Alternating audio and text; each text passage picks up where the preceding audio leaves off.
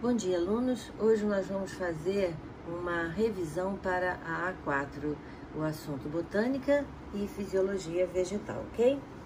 Então vamos começar.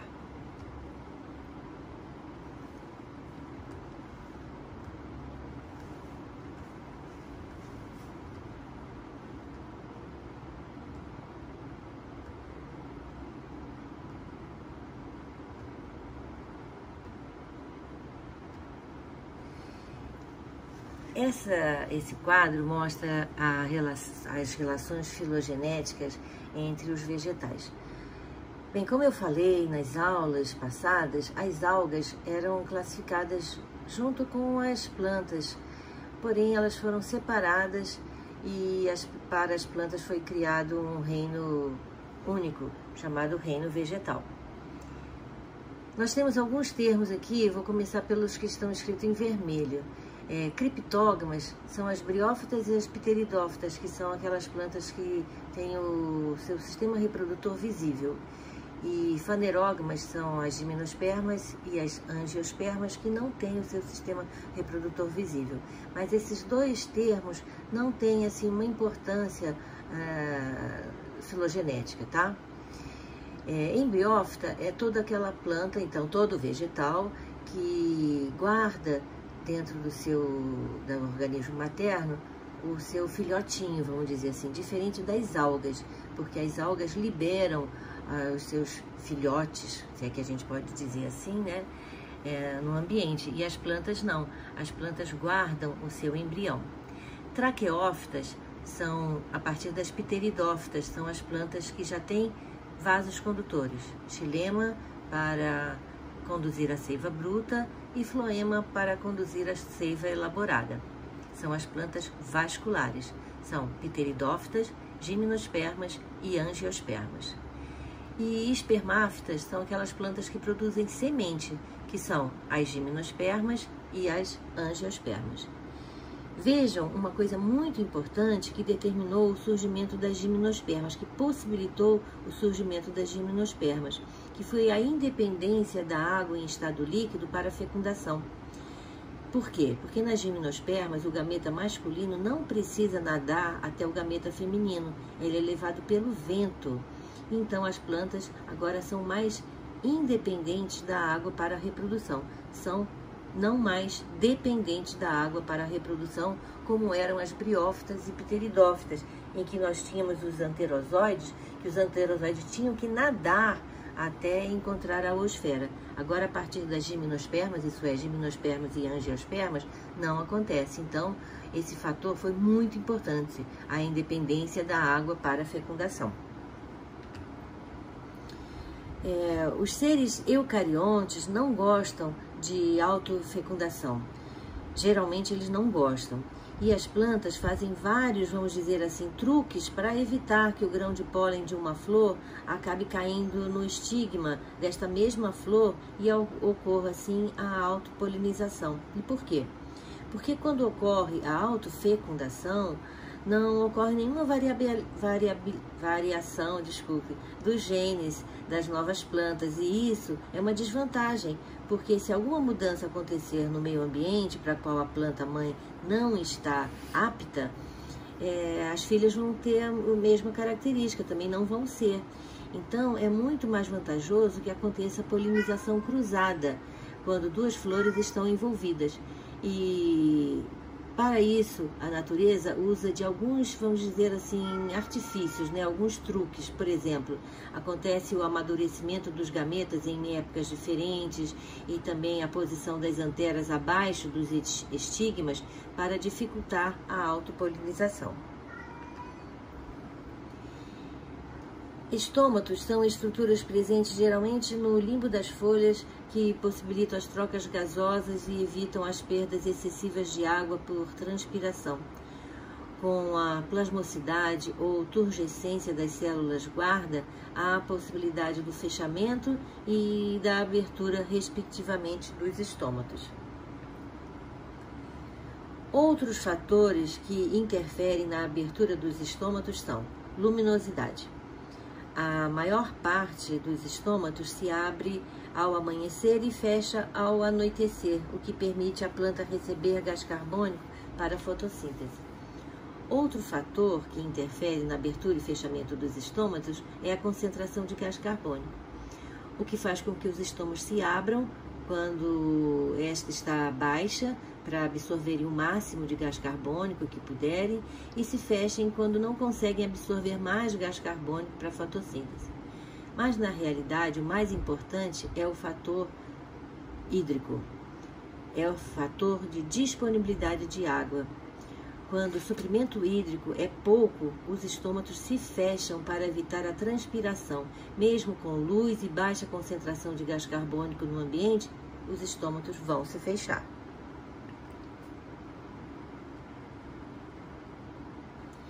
Mas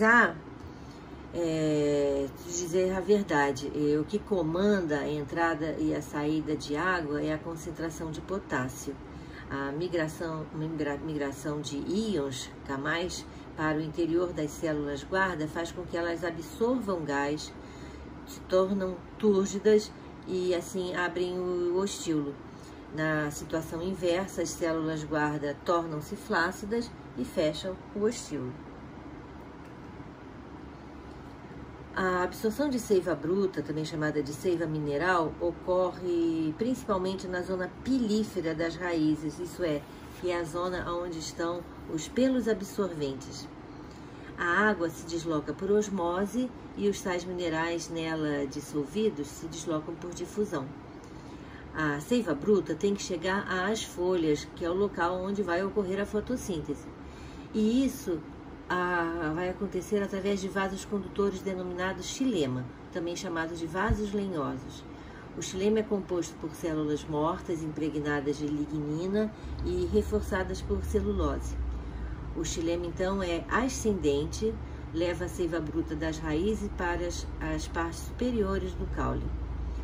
O transporte de seiva bruta, isso é, a subida da seiva bruta das raízes até as folhas, ocorre graças principalmente a um fenômeno denominado transpiração, que é explicado na teoria de coesão-tensão.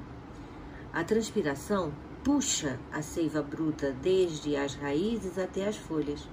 As células das folhas, ao perderem água por evaporação, têm a sua pressão osmótica aumentada e aí elas retiram água das células vizinhas, que por sua vez terminam retirar a água das terminações dos vasos xilemáticos. A sucção de água exercida pelas células das folhas puxa a seiva para cima, porque esta forma uma coluna líquida contínua dentro dos vasos xilemáticos. Assim, perdendo água por transpiração, as folhas sugam a seiva bruta do xilema e toda a coluna líquida se eleva desde a raiz até as folhas. Acredita-se que só essa teoria seja capaz de elevar a coluna d'água até 160 metros de altura.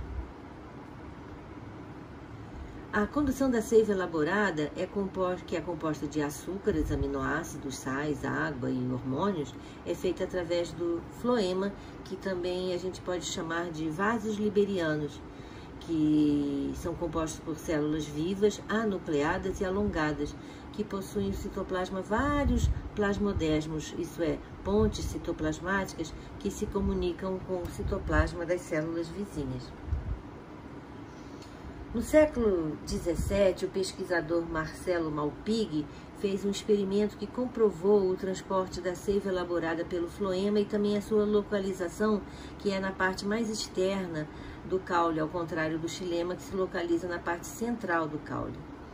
O experimento foi retirar um anel que foi denominado anel de Malpighi e o resultado foi um acúmulo de seiva elaborada na região logo acima deste anel, com um crescimento dessa parte do vegetal, dessa região.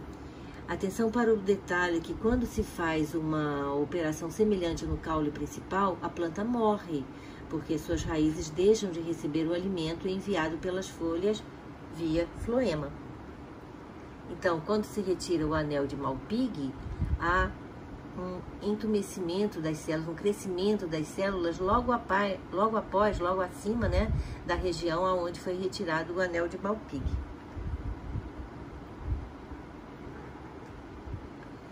Agora vamos falar sobre os hormônios vegetais. Vamos falar sobre um hormônio muito importante para o alongamento, que atua no fototropismo e também no geotropismo, na dominância apical e no desenvolvimento dos frutos, as auxinas. As auxinas são produzidas no meristema apical do caule, primórdios foliares, folhas jovens, nas flores, nos frutos e nas sementes. As auxinas são transportadas pelas células parenquimáticas do floema e da periferia dos feixes condutores de seiva. Porém, sua atuação não é a mesma nas diversas partes do vegetal. O efeito das auxinas depende de sua concentração na planta. Em concentrações adequadas, esse hormônio promove o crescimento máximo das células. Porém, em concentrações muito altas, as auxinas inibem o alongamento celular. O caule, por exemplo, é menos sensível que a raiz. Por isso, uma concentração de auxina que induz um crescimento ótimo do caule tem um efeito enormemente inibidor sobre o crescimento da raiz.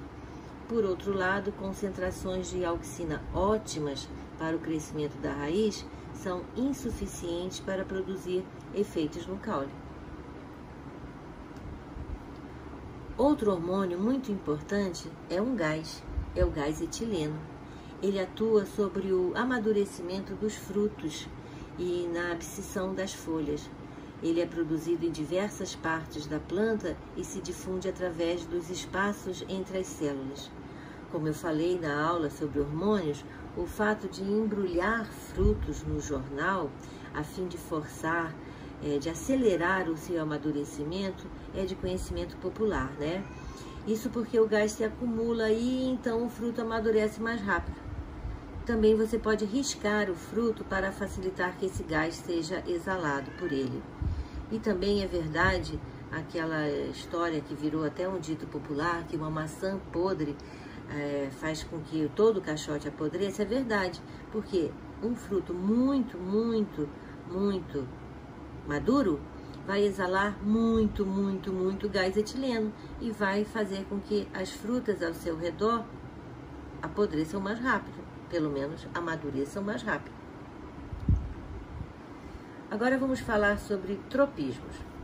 Os tropismos são movimentos irreversíveis nos quais ocorre crescimento do vegetal, e esses são estimulados por fatores externos.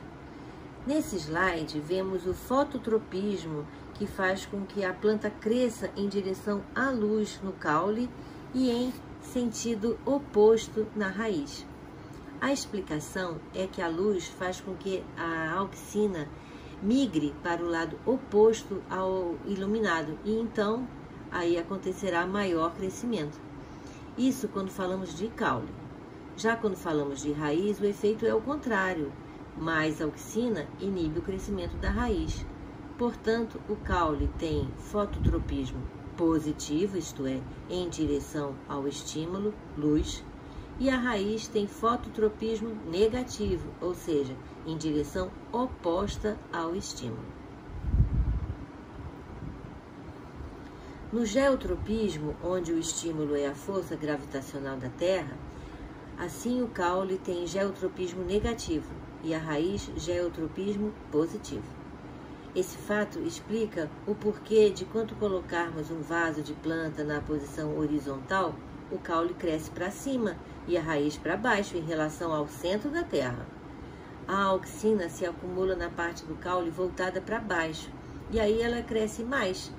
Já na raiz acontece ao contrário. Quando diminui a concentração de auxina, promove o crescimento da região. Nesse slide vamos falar sobre tigmotropismo. Você certamente já brincou com essa estrutura que parece uma molinha verde que vocês podem encontrar no chuchu e também nas videiras. São as gavinhas, estruturas que se formam quando tocadas, isso é, o estímulo é o mecânico, é um toque na parte interna da gavinha, que é feito pelo suporte no qual ela vai se fixar, porque acontece um transporte de auxina da parte em contato com o suporte para a parte oposta, que cresce mais, ocasionando a curvatura. Essas gavinhas são comuns em plantas trepadeiras. Já no caso do fenômeno nastismo, são movimentos sem deslocamento que são desencadeados por estímulos ambientais, porém não são orientados por esses estímulos. São exemplos de nastismo: o fechamento que ocorre nas folhas de plantas carnívoras, o fechamento dos estômatos e também o fechamento dos folíolos de uma plantinha denominada dormideira. Nesse caso, não importa de onde vem o estímulo, assim sempre a planta fará o mesmo movimento. Isso é, não importa aonde você encoste na dormideira, ela sempre vai fechar, sempre vai fazer o mesmo movimento. Fotoperiodismo é o tempo de exposição à luz que as plantas recebem a cada dia. Ou seja, a quantidade de horas que a planta ficará exposta à luz e à escuridão conforme sua fase de desenvolvimento. É a duração do dia em relação à noite em um tempo de 24 horas. Fotoperiodismo é a reação da planta a esse tempo. O fotoperíodo exerce influência sobre a floração, pois este aponta as relações do ano, das estações do ano. 3 tipos de plantas podem existir: aquelas que são indiferentes, pois não depende do fotoperíodo e sim da disponibilidade de água e temperatura do ambiente; as plantas de dias longos, também chamadas de noites curtas, em que o fotoperíodo é maior ou igual ao fotoperíodo crítico; e as plantas de dia curto, também chamadas de plantas de noites longas, em que o fotoperíodo é menor ou igual ao fotoperíodo crítico.